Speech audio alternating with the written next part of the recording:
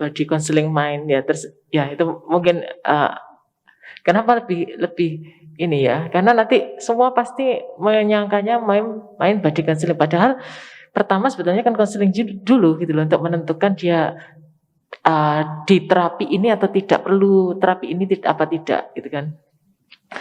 Kemudian pertanyaan kedua ini adalah bagaimana ya saudari Promovenda ini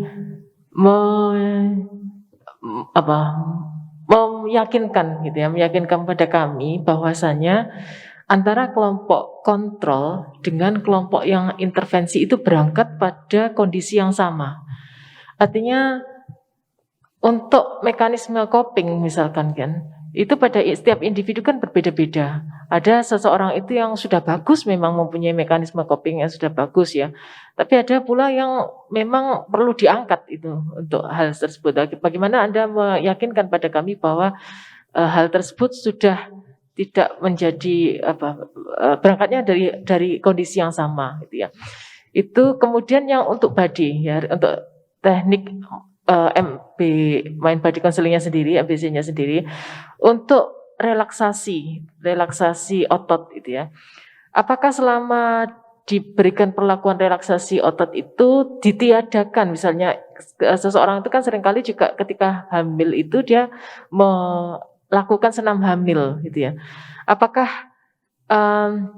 relaksasi otot di sini itu sudah mencakup senam hamil tersebut ataukah berbeda sama sekali? Dan mungkin kalau misalkan dia juga melakukan senam hamil, otomatis kan relaksasinya bisa sinergi gitu ya, bisa double atau sinergi seperti itu. Nah, itu mohon penjelasannya. Kemudian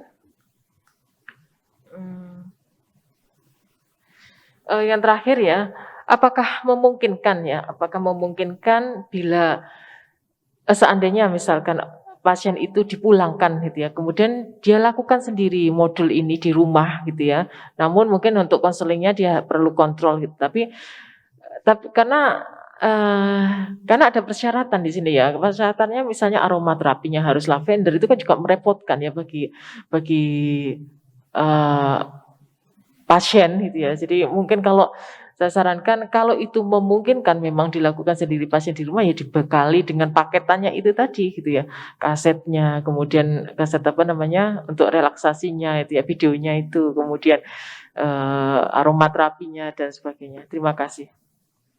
Baik, terima kasih. Mohon izin untuk menjawab pertanyaan dari penyangga yaitu Ibu Dr. Yeti Hernaningsih, dokter spesialis patologi klinik konsultan. Terima kasih sudah rawuh dan bersedia menjadi penyangga dalam ujian terbuka saya. Baik, terkait dengan yang ditanyakan oleh Dr. Yeti, dari kaitannya modul mind body counseling, kenapa menjadi urutan mind, body, dan counseling, di sini adalah kaitannya dengan dari hasil penelitian kualitatif saya, yaitu dari menemukan tema. Dari runtutan tema itu adalah yang pertama adalah ibu mengalami masalah yaitu dalam hal merasakan kehidupan bayi dan juga dirinya itu terancam dengan kondisi preeklamsi. Kemudian ibu merasakan ketidaknyamanan. Kemudian ibu berusaha menguatkan diri. Ibu membutuhkan tindakan dari perawat untuk mengatasi stres dan adanya kekhawatiran proses perawatan yang tidak berjalan dengan baik dan merasakan kenyamanan setelah terapi. Jadi dari sini kami menyusun modul ini itu adalah dari urutan mind, kemudian baru dengan tahapan berikutnya adalah modul body dan modul counseling. Nah dari modul yang saya telah susun tadi, di sini adalah dari proses mind itu sendiri. Di sini kan ibu diajari terkait dengan mengenali masalah dan juga respon stres yang dirasakan saat mengalami preeklamsi. Kemudian melatih cara menurunkan stresnya itu adalah dengan aromaterapi. Kemudian berikutnya adalah menurunkan stres dengan guide imagery. Nah, guide imagery di sini adalah dengan ada arahan terpimpin, ada videonya seperti yang sudah saya sampaikan kepada Bapak Ibu penguji dan juga penyangga. Kemudian dari modul body di sini adalah kaitannya dengan pemberian pemberian latihan otot progresif, kemudian juga pemeriksaan dari indikator dari gejala klinisnya, yaitu adalah dari proteinuri dan juga tekanan darah. Dan untuk terkait dengan modul konseling di sini adalah terkait dengan pemberian materi dari asuhan keperawatan terkait dengan masalah yang dialami ibu, yaitu adalah preeklamsi dalam kehamilan, kemudian persiapan persalinan untuk preeklamsia dan juga pencegahan preeklamsi pada kehamilan berikutnya. Seperti itu untuk pertanyaan pertama. Jadi urutannya tadi adalah saya susun mind body counseling seperti itu. Kemudian untuk pertanyaan yang berikutnya terkait dengan mind body counseling tadi adalah ada gerakan latihan otot progresif. Memang kalau dikaitkan dengan senam hamil berbeda. Jadi untuk senam hamil itu tidak boleh digunakan atau tidak boleh dilakukan untuk ibu hamil yang mengalami komplikasi. Sehingga dengan latihan otot progresif itu tidak terlalu berat latihannya. Bisa dilakukan sambil di tempat tidur. Waktu ibu dilakukan perawatan konservatif. Kemudian terkait dengan pertanyaan ketiga terkait dengan pemberian modul mind body counseling ini, itu adalah memang pada ibu yang sudah dirawat konservatif. Jadi kalau dirawat di rumah kemudian dilanjutkan sepertinya tidak memungkinkan karena untuk asuhan keperawatan sekunder dan juga tersier. Seperti itu, Dr. Yeti. Mohon izin tanggapannya. Oke, satu lagi yang belum terjawab tadi, yang bagaimana meyakinkan mekanisme coping kontrol dan intervensi tadi sama. Oke.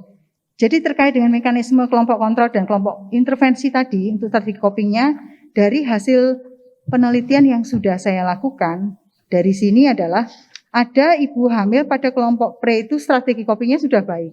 Hal ini dimungkinkan mungkin dari status tingkat pendidikan dari ibu yang sudah tinggi, sehingga dari strategi copingnya sudah pernah mengalami proses preeklamsi sebelumnya, kemudian juga tingkat pendidikannya lebih tinggi, itu juga dimungkinkan. Seperti itu, Dr. Yeti. Jadi pada kelompok kontrol dan kelompok intervensi tidak selalu kondisi strategi copingnya kurang bagus, ada juga yang bagus, tetapi ditingkatkan lagi dengan modul main tadi. Iya, mungkin lebih tepat lagi, lebih pas lagi kalau jawabannya dikaitkan dengan homogenitas dan normalitas dari sampel. Ya. Terima kasih Bapak pimpinan sidang, saya pas jawabannya. Terima kasih Dr. Yeti. Selanjutnya persilahkan Dr. Rohmah Kurniasanti, Dokter Hewan MSI, untuk menyampaikan pertanyaan atau sanggahan. Baik, terima kasih pimpinan sidang. Bismillahirrahmanirrahim. Assalamualaikum warahmatullahi wabarakatuh. Selamat Dr. Yeni Puspitasari sudah sampai pada tahap akhir pendidikan doktor. Singkat saja, saya hanya ingin konfirmasi pada penelitian Bu Yeni, di kesimpulan itu disebutkan bahwa intervensi ada mind, kemudian body, kemudian konseling. Tapi di latar belakang saya cari kenapa sih harus mind, kenapa harus body itu dikedepankan. Nah ini yang juga menjadi pertanyaan saya. Kenapa harus memilih aromaterapi dalam penelitian ini? Kemudian kenapa harus memilih aromaterapinya lavender, kemudian bergamot, kemudian ilang-ilang, dan kemudian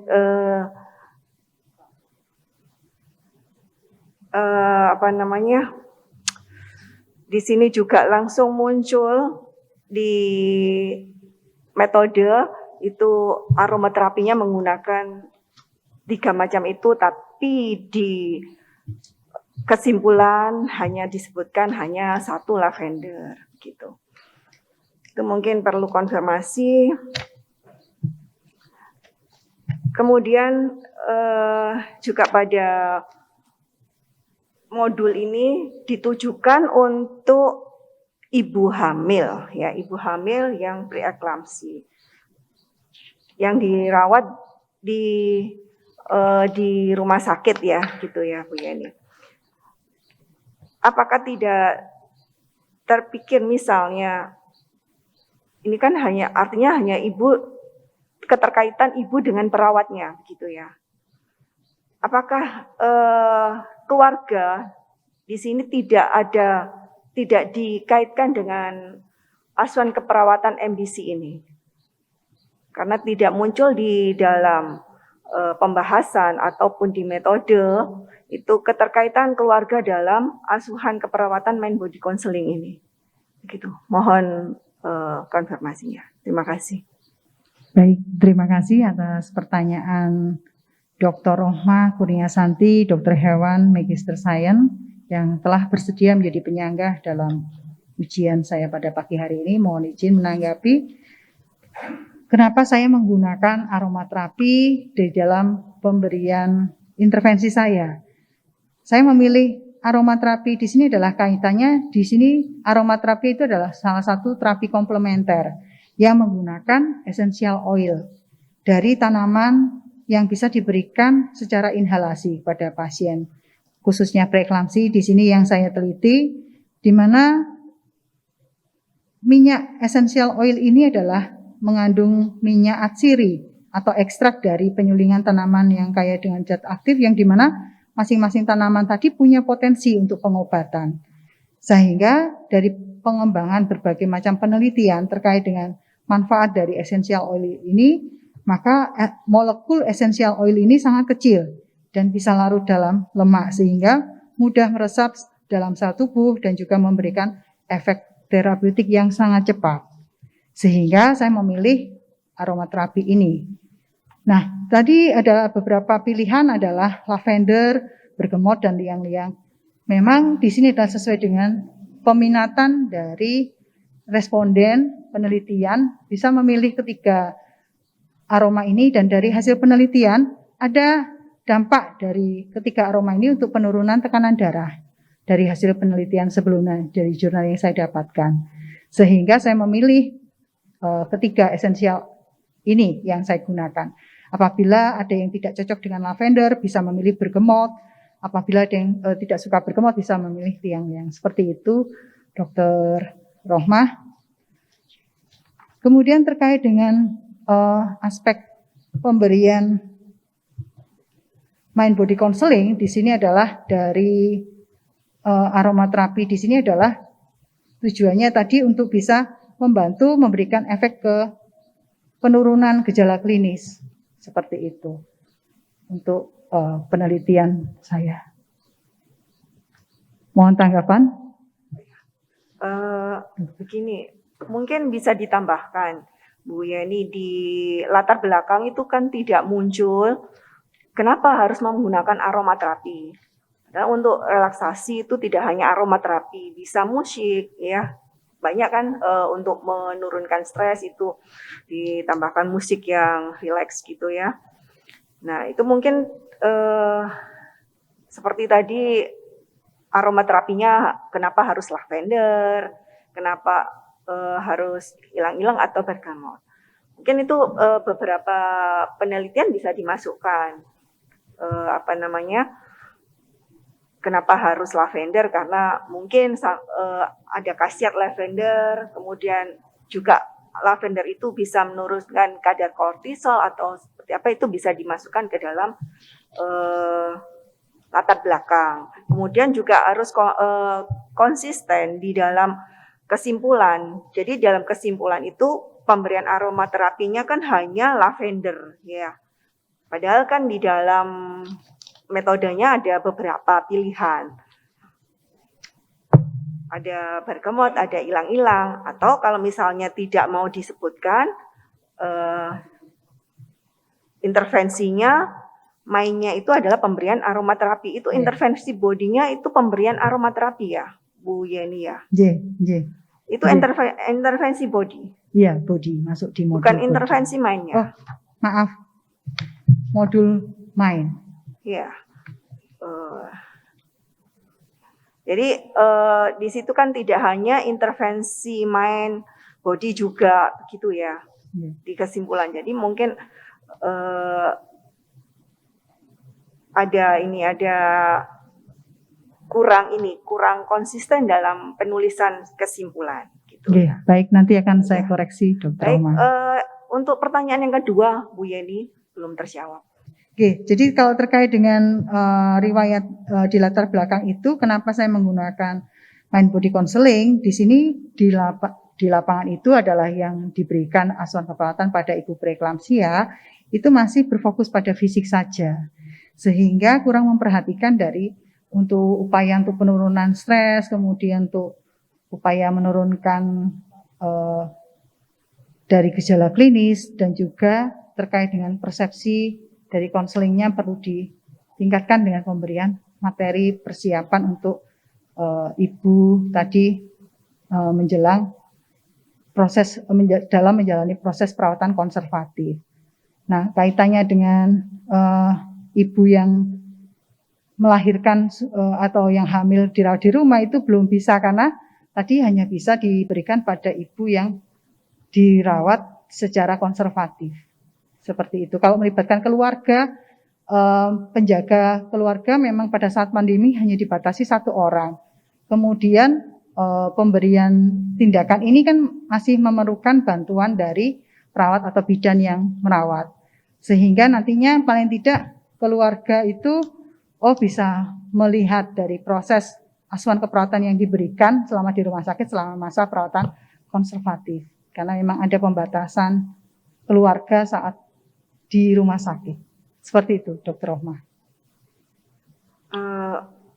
Mungkin kedepannya bisa ditambahkan keluarga dimasukkan dalam asuhan keperawatan mind body counseling ya, Bu Yeni, karena istilahnya kalau misalnya kasus keperawatan mind body counseling tidak hanya ibu saja ya, keluarga pasti akan terkait, apalagi kalau misalnya nanti diteruskan ke rumah setelah pulang, seperti itu. Mungkin itu saja. Terima kasih atas masukannya, Dr. Baik, Rohmah. terima kasih. Saya kembalikan ke Ketua Sidang. Baik, terima kasih Dr. Rohmah Kurniasanti. Selanjutnya saya persilahkan Profesor Dr. Ike Sudiana, Dr. Andes MSI, untuk memberikan pertanyaan. Terima kasih pimpinan sidang. Selamat ya promovendus telah mencapai tahap terakhir. Ya. Ini sebenarnya saya sudah mengikuti dari awal, dari kualifikasi sampai ujian terbuka ya. Di pertanyaannya, karena ujian saya harus bertanya ya. Jadi kalau kita lihat pada PE, preeklamsi, ya, itu ada keterkaitan antara stres psikologik dengan endothelial dysfunction kan ya. Nah, kemudian bagaimana? Pertanyaannya ya akan menimbulkan tekanan darah ya, dan juga nantinya akan diikuti dengan kecemasan ataupun kekurang nyamanan pada penderita. Nah, pertanyaannya bagaimana proses atau peran daripada MBC pada regulasi endothelial dysfunction. Ya. Nah, kemudian dari pertanyaan yang kedua, di dalam konsep saudara itu menyatakan ada suatu stres psikologik yang berkaitan dengan teori Adler, HPA aksis, yaitu psikoneuroimunologi. Nah,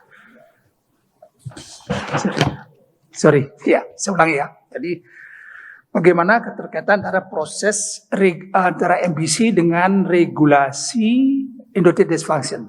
Ya. Yang pertanyaan berikutnya, kalau kita lihat di dalam kerangka konsep saudara mengaitkan antara teori HPA aksis yang diperankan oleh Adler ya, yaitu psikoneuroimunologi, di mana akan terjadi peningkatan kortisol.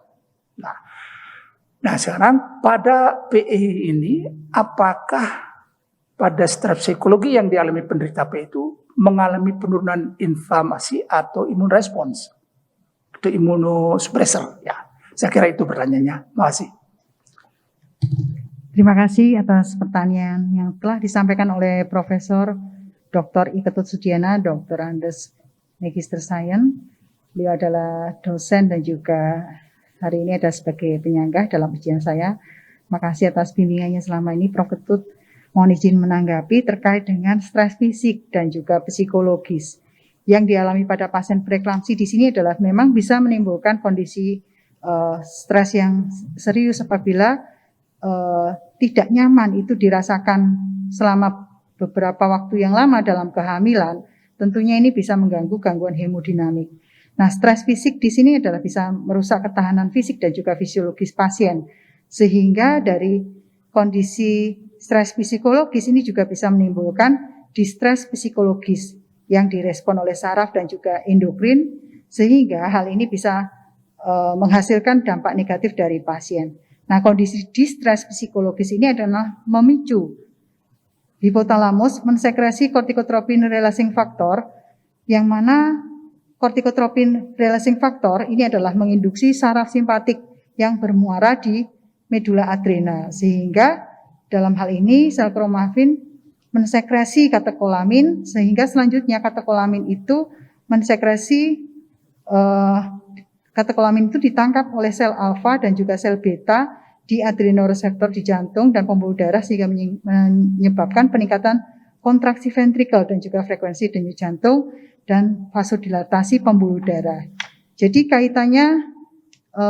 kaitannya dengan modul yang saya berikan itu adalah tujuannya dengan pemberian asuhan keperawatan mind body counseling akan mempengaruhi mekanisme coping dari pasien preeklamsi, yaitu dua aspek yang dipengaruhi, yaitu regulator dan kognator, di mana regulator tadi adalah bisa mengacu pada respon sistem saraf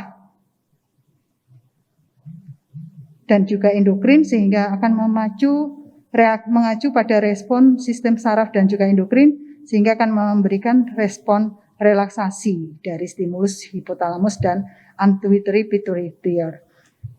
Kemudian dari situ akan memicu penurunan adrenokortikotropik hormon, sehingga penurunan hormon kortison terjadi, epinefrin dan norepinefrin, serta peningkatan nitrik oxide.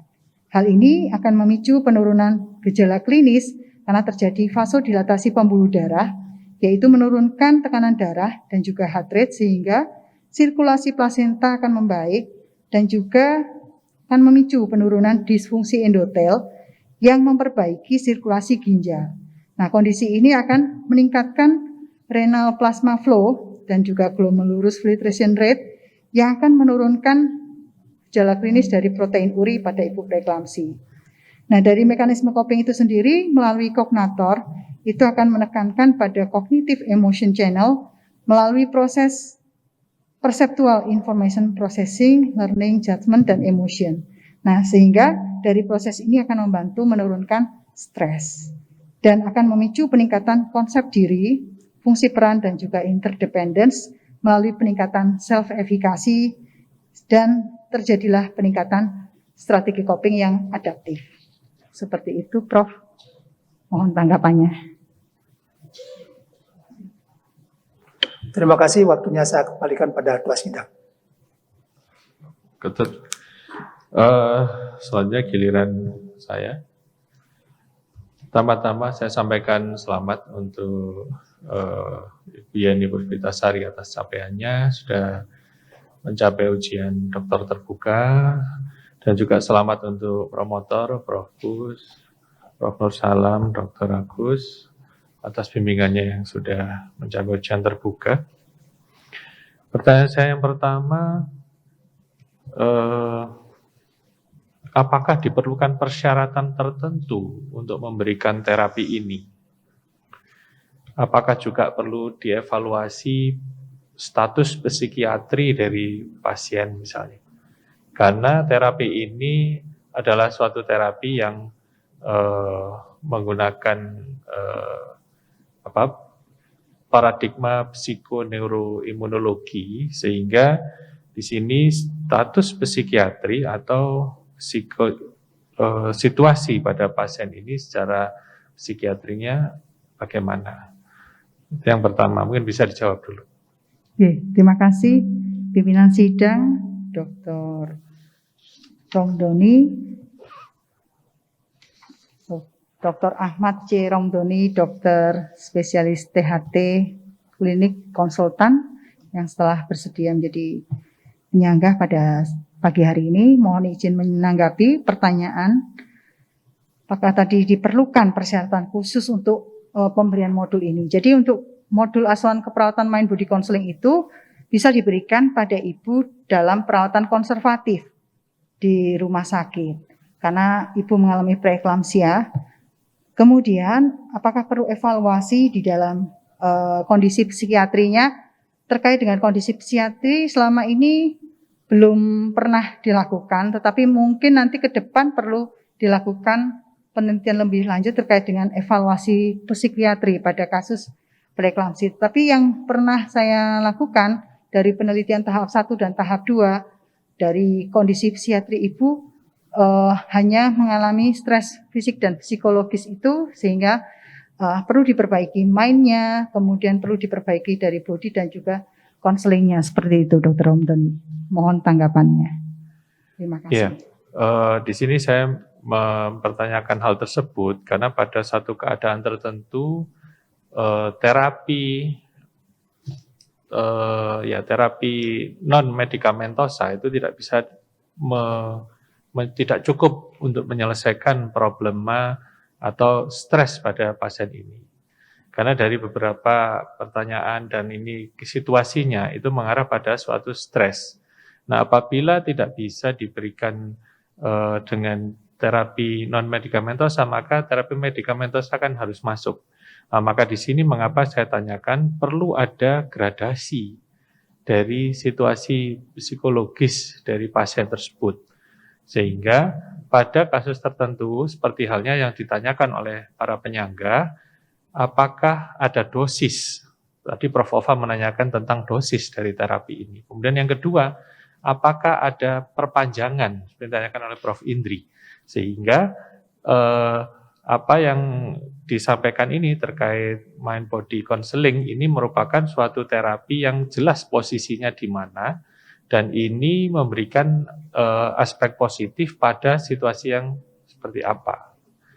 Nah, kemudian pertanyaan saya berikutnya, siapa yang melakukan terapi ini? Untuk terapi dari mind body counseling bisa dilakukan oleh bidan maupun perawat yang berada di ruang perawatan konservatif yang untuk perawatan ibu preeklamsia. Seperti itu. Nah, berarti kan harus ada persamaan ya atau semacam pelatihan lebih dahulu sehingga standar yang diberikan itu akan sama. Apakah ini bisa diberikan untuk terapi preventif? Kalau untuk preventif, untuk asuhan preventif tidak bisa. Jadi baru bisa diberikan pada ibu yang sudah mengalami kondisi stres dengan preeklamsi itu tadi. Ya, ini mungkin perlu dipelajari lebih lanjut ya, karena pada situasi seperti kehamilan ataupun apapun yang menimbulkan stres, sebelum stres itu muncul menjadi gejala klinis, pasti ada bibit-bibit tertentu yang bisa diidentifikasi. Nah, supaya tidak menuju ke arah suatu keadaan preeklamsi yang memerlukan perawatan klinis, saya kira perlu ini bisa diberikan sebagai preventif pada suatu keadaan sehingga tidak sampai keadaan lebih jelek. Baik, terima kasih. Saya pause dengan jawaban Prof. Hendus. Selanjutnya, waktu 60 menit bagi para penyangga telah usai. Selanjutnya kami tawarkan pada undangan akademik untuk mengajukan satu pertanyaan. Yang pertama, Dr. Herin Mawarti, Eskep Nurse Magister Biomed untuk memberikan pertanyaan.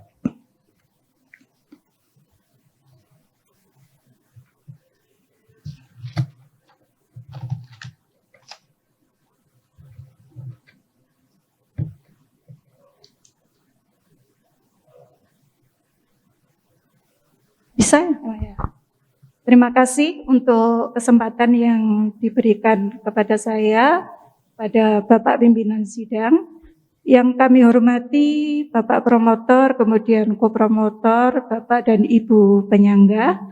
Dan saya ucapkan selamat kepada